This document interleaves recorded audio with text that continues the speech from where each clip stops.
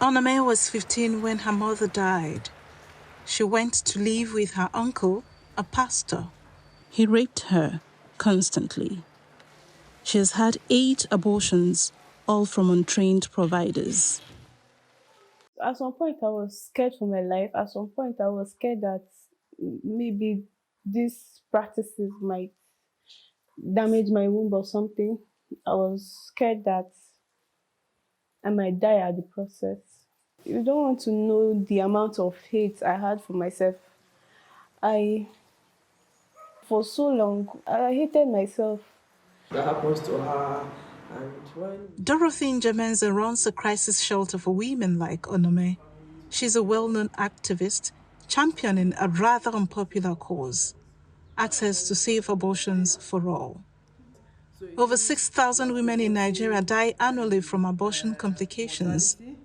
There is no official data, but medical experts say most deaths result from unsafe abortions.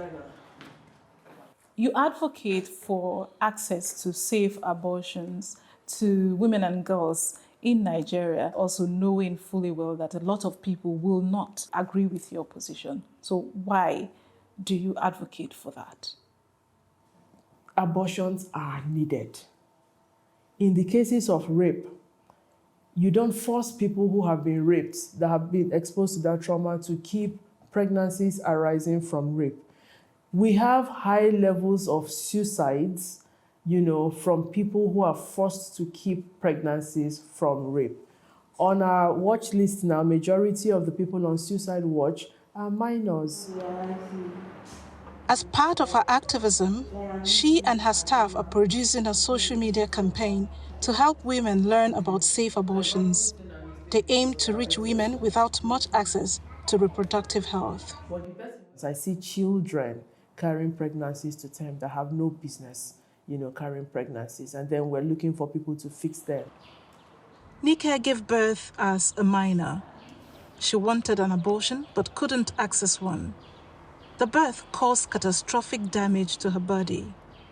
2 years later, she still hasn't healed completely. I gave birth vaginally, but then they had to cut down to the end. And the baby still didn't come out, so they had to pull her out. After a week, the nurses found that somewhere around there opened, so they had to close it back. Most times I feel pain there, sometimes you feel itch around that side.